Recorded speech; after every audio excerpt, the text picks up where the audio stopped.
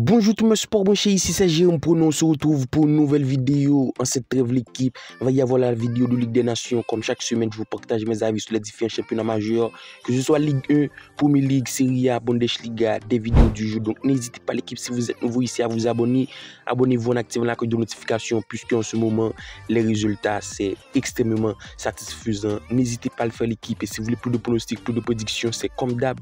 Je vous invite à rejoindre le Telegram de Jérôme Prono, groupe dans lequel on est plus de 4000, tout est gratuit là-bas l'équipe. Le lien pour se faire se trouve en commentaire épinglé ou dans la description de la vidéo. On se retrouve directement avec la qualification de la CAN d'Afrique, le match qui oppose Maroc-Centrafrique. Alors c'est pour moi une équipe de Maroc qui est très bien partie après déjà 2 journées, c'est 6 points pris sur 6 possibles. Une équipe qui est très bien renforcée l'équipe avec tout de même la présence de Brahim Diaz, Ziyech, El Zalouli et surtout Raimi en attaque qui fait tout de même sensation. Une composition d'équipe qui pour moi reste extrêmement équilibrée, surtout très intéressante avec le 4-2-3-1, le double pivot El Kanous Amrabat qui fait toute même sensation. Alors c'est pour moi une équipe de Maroc qui est très bien partie. D'ailleurs le code de la victoire pour ce match reste extrêmement basse, une cote à 1.30.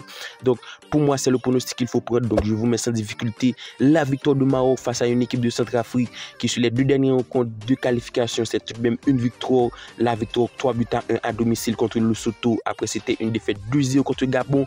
Pour moi face à cette équipe de Maroc qui reste extrêmement bien et surtout qui propose un jeu cohérent, la victoire de Maroc reste tout de même intéressante. Le score 1-0 à l'avantage de Maroc. On se retrouve directement en Ligue des Nations, le match qui oppose Croatie-Écosse. Alors c'est pour moi une affiche qui s'annonce déséquilibrée vu ce qu'a proposé cette équipe d'Écosse. Lors de l'Euro, ça a été extrêmement compliqué. Et c'est aussi une formation qui pour son entrée en jeu, pour son entrée en lice en Ligue des Nations, reste sur des résultats catastrophiques. 2 matchs, 2 défaites, 5 buts encaissés pour 3 buts marqués. Une équipe qui montre pas mal de difficultés malgré tout de même un effectif plutôt intéressant avec McTominay, McGinn, Christie, le 4-2-3-1 qui n'arrive pas à retrouver son plein potentiel face à cette équipe de Croatie qui pour moi c'est pas si foufou l'équipe, c'est une formation, c'est un effectif vieillissant avec le 3-3-3. Matanovic en attaque et pour moi l'équipe le plus de 4.5 corners de Croatie, c'est le pronostic que je prends. On a 2 formations qui pour moi n'arrivent pas dans un état de forme ultra serein, car du côté de Croatie c'est pas si foufou, c'est tout de même une victoire, une défaite sur les 2 dernières rencontres. Donc pour moi le pronostic qu'il faut prendre, et même si je donne tout de même l'avantage du score, c'était cette équipe de Croatie 2-1. Pologne-Portugal, du point de vue intrinsèque, du point de vue qualitatif, du côté de Portugal, c'est nettement supérieur. Une équipe de Portugal qui peut aligner un effectif sensationnel, un effectif de qualité. Au niveau de l'état de forme, ça sort d'une victoire 2-1 et ça a été le 4-3-3.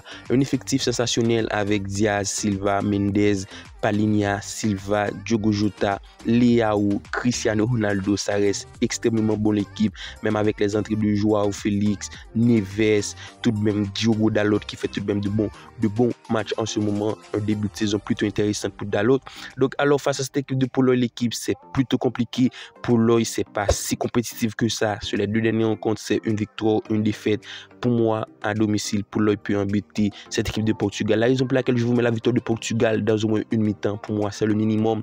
Portugal peut le faire avec un effectif qui reste au-dessus de cette équipe de Pologne et pour moi pour Portugal dans au moins une mi-temps, le score 2-1 à l'avantage de Portugal. Espagne-Danemark, du côté de l'Espagne, après un entrée en lice plutôt compliqué, après le match nul à l'extérieur contre Serbie sur le score 0 partout, c'est une équipe qui doit faire sensation à domicile. Après la victoire 4-1 contre Suisse, on a su constater la force de frappe de cette équipe espagnole qui pour moi propose un jeu extrêmement bon. Le 4-2-3-1 avec Ruiz, Rodri en double pivot, donc il va pas y avoir la présence de Rodri ainsi que Carvajal pour blessure, mais ça reste extrêmement qualitatif avec la présence de Yamal, Pedri, Williams, Grimaldo. Il y a de l'effectif, il y a de la matière pour faire un bon résultat du côté de l'Espagne. Face à cette équipe de Danemark, l'équipe ça va être extrêmement costaud. Danemark c'est plutôt bon, 2 victoires sur les 2 dernières rencontres, c'était à domicile, c'était ça l'avantage du Danemark. Ça jouait à domicile contre Suisse ainsi que contre Serbie. Pour moi Espagne à domicile peut le faire, c'est une équipe qui reste extrêmement bon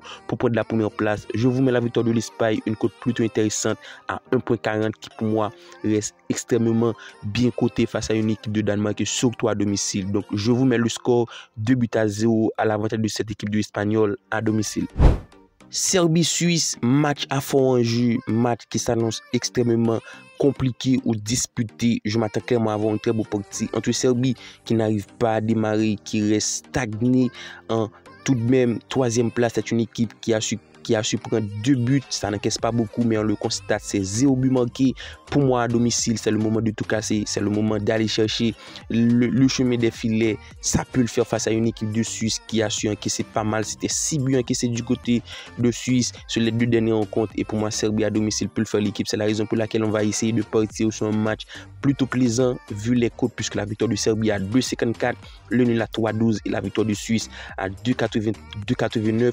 Donc, tous les feux sont ouverts pour présager un match disputé. La raison pour laquelle je vous mets le but des 2 équipes, je m'attends à voir un but de Serbie et pourquoi pas de la Suisse, parce que Serbie, même si ça reste extrêmement fort, on le constate même sur les 3 dernières rencontres, c'est tout de même 2 buts encaissés.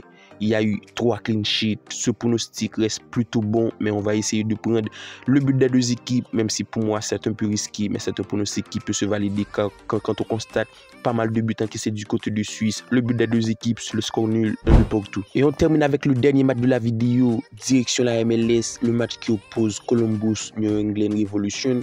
Alors c'est pour moi un match qui est plié d'avance puisque la course au titre est déjà jouée. Columbus terminera 2e derrière Inter Miami. Donc après la défaite, tout de même contre Inter Miami, 3-2, Columbus a cédé la course au titre. C'est pour moi une équipe qui fait tout de même une très bonne saison avec Cucho Hernandez aussi qui fait tout de même sensation et qui a régulièrement retrouvé le chemin des filets.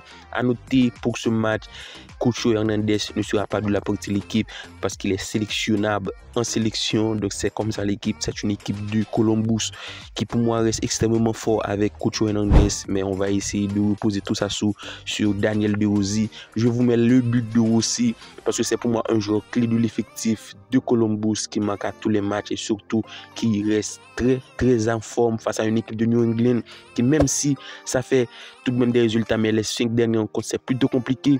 On le constate, 3 défaites, 1 nul, 1 victoire. Donc pour moi, en l'absence de Cucho Hernandez, Rossi devrait retrouver le chemin des filets. C'est plutôt compréhensible l'équipe quand on le constate. C'est les 2 meilleurs buteurs de Columbus. Et pour moi, à domicile, c'est le moment de tout donner. Donc, le but de Rossi pour notre pronostic sécurisé. Alors, tel a été nos pronostics pour ce samedi l'équipe. Comme d'habitude, samedi 12 octobre. Comme d'habitude, n'hésitez pas à laisser un petit like, un commentaire. Vous le savez, c'est extrêmement bon pour le référencement de la chaîne. D'ici là, on se capte pour une nouvelle vidéo. Bye bye.